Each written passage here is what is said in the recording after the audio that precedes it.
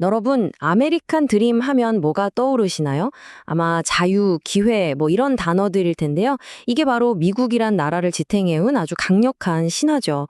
그런데 오늘 저희는요, 이 화려한 신화, 바로 그 뒷면에 숨겨진 어쩌면 훨씬 더 복잡하고 좀 위험하기까지 한 진실을 한번 파헤쳐 보려고 합니다. 바로 이 문장이 오늘 우리가 나눌 이야기의 핵심을 꿰뚫고 있어요.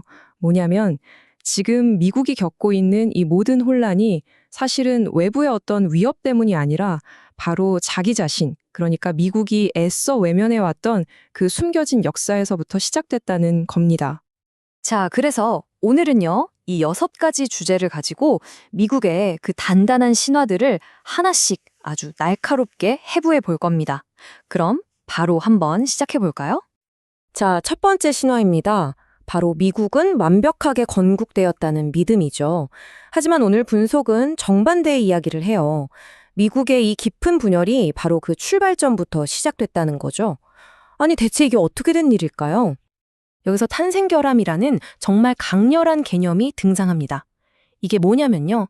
모든 인간은 자유롭다는 그런 위대한 이상을 내세우면서 바로 그 동시에 인간을 그냥 물건처럼 소유하는 그런 야만적인 제도를 국가의 시스템 안에 그대로 심어버렸다는 거예요. 이건 그냥 옛날에 그런 실수가 있었지 하고 넘어갈 문제가 아니라는 겁니다.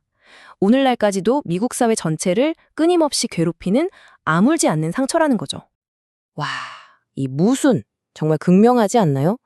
우리가 교과서에서 배웠던 그 이상적인 미국이랑 실제 역사 속 현실 사이에 어마어마한 간극이 느껴지시죠? 바로 이겁니다. 이 근본적인 위선, 이 자기계만이야말로 모든 문제의 진짜 출발점이었다는 게 이 분석의 핵심이에요. 자, 그럼 이제 현재로 시선을 한번 돌려볼까요? 도널드 트럼프. 많은 분들이 이 현상을 정말 갑작스러운 충격으로 받아들였잖아요. 그런데 이 분석은 전혀 다르게 봅니다. 트럼프는 갑자기 튀어나온 존재가 아니라 미국이 해결하지 못했던 과거가 필연적으로 불러낸 일종의 유령 같은 존재라는 거죠.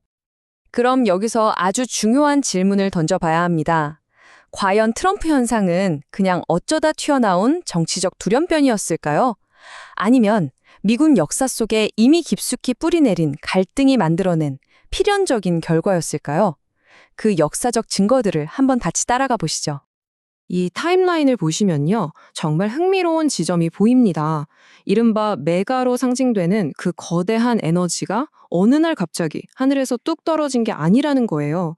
이 분석에 따르면요. 그 뿌리는 저 멀리 남북전쟁이 끝난 직후까지 거슬러 올라갑니다. 남부의 패배를 아름다운 희생처럼 미화했던 패배한 대의 이데올로기에서 시작해서요. 흑인들의 권리를 보장하려던 재건 시대가 실패로 돌아가고 또 1960년대 민권운동에 대한 백인 사회의 반발심이 더해지면서 거의 150년 동안이나 수면 아래에서 조용히 들끓던 그 분노가 2016년에 트럼프라는 인물을 통해 마침내 폭발했다는 겁니다. 그러니까 결정적인 포인트는 바로 이겁니다. 트럼프가 분열을 만들어낸 게 아니라는 거죠. 그는 분열이라는 병의 원인이 아니라 그 병을 가장 효과적으로 대변하고 드러낸 증상이었다는 겁니다.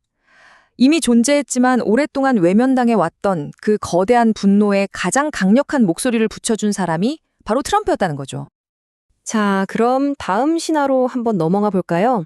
바로 미국은 이민자의 나라다 라는 아주 유명한 정체성이죠. 멜팅팟이라고도 하고요. 그런데 말이죠. 이 아름다운 이미지 바로 뒤에는 정반대의 아주 어두운 역사가 그림자처럼 착 달라붙어 있었습니다.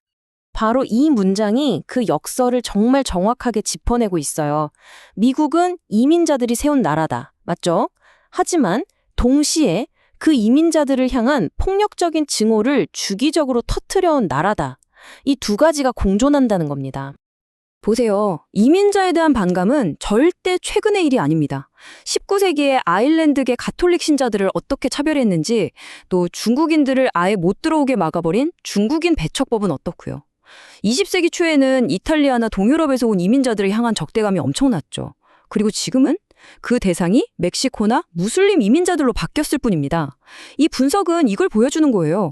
경제가 어렵거나 우리 문화가 위협받는다고 느낄 때마다 특정 이민자 그룹을 희생양으로 삼는 패턴이 역사 내내 정말 지긋지긋하게 반복되어 왔다는 걸요.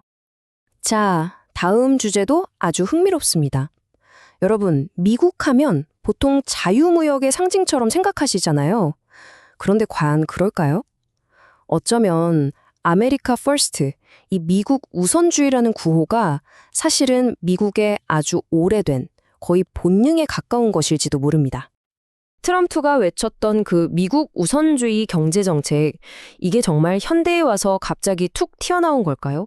아니면 역사 속에서 그 원형을 찾아볼 수 있을까요? 자, 이 표를 한번 보세요. 시대적 배경이나 공격 대상은 계속 바뀌어왔죠. 19세기 말에는 유럽산 공산품, 대공황 시기에는 전 세계의 모든 수입품, 그리고 최근에는 중국 제조업이 타겟이 됐고요. 하지만 그 속을 들여다보면 이제 막 시작하는 우리 산업을 키우고 우리 노동자를 보호하고 우리 제조업을 지키려는 그 근본적인 목표는 놀라울 정도로 비슷합니다. 그러니까 이 분석에 따르면 아메리카 퍼스트는 새로운 발명품이 아니라 주기적으로 되살아나는 미국의 오랜 경제적 본능이라는 거죠. 자, 이제 이 분석에서 아마 가장 도발적이고 또 가장 섬뜩한 비유가 등장할 차례입니다. 지금 미국의 분열 상태를 다름 아닌 제2의 남북전쟁이라고 진단하고 있거든요. 물론 여기서 말하는 전쟁이 진짜로 총 들고 싸우는 그런 물리적인 전쟁을 말하는 건 아닙니다. 그게 아니라 지금 미국 사회를 가르고 있는 이 문화적, 정치적 균열이 과거 남북전쟁 때만큼이나 근본적이고 더 이상은 타협이 불가능한 수준까지 와버렸다는 걸 보여주는 아주 강력한 비유인 셈이죠. 여기에 바로 그 두 개의 미국이 있습니다. 이건 더 이상 민주당, 공화당 같은 정당의 정책 차이 문제가 아니에요. 도시와 농촌, 해안과 내륙으로 나뉘어서 미국이라는 나라가 도대체 무엇인가 그 정의 자체를 두고 싸우는 사실상 두 개의 다른 나라에 가깝다는 겁니다. 한쪽이 믿는 가치가 다른 한쪽에게는 내 존재 자체를 위협하는 것으로 느껴지는 정말 그런 상황까지 와버린 거죠. 자, 이제 슬슬 결론으로 향해 가고 있는데요. 이 분석이 제시하는 미국의 미래, 솔직히 말해서 조금은 암울한 그 전망을 한번 들여다보겠습니다. 이 분석의 경고는 아주 냉정합니다. 그동안 위태롭게 유지되던 두 개의 미국 사이의 불편한 휴전은 이제 끝났다는 겁니다. 그리고 한때 미국을 세계에서 가장 특별한 나라로 만들었던 그 미국 예외주의라는 신화는 이제는 그냥 역사책에나 나오는 유물이 되어버렸을지도 모른다는 그런 무서운 진단입니다. 결국 이 분석은 우리에게 아주 강력한 메시지를 던집니다. 한 나라의 미래는 그동안 외면하고 싶었던 과거의 진실을 마침내 정면으로 바라볼 수 있는 그 능력에 달려있다고 말이죠. 그래서 오늘 이 이야기는 우리 모두에게 이 마지막 질문을 남깁니다. 과연 한국과는 자기 역사의 가장 어둡고 위험한 부분들을 정면으로 마주하지 않은 채 앞으로 나아갈 수 있을까요? 이건 미국만의 이야기는 아닐 겁니다. 우리 모두가 함께 고민해봐야 할 문제가 아닐까 싶네요.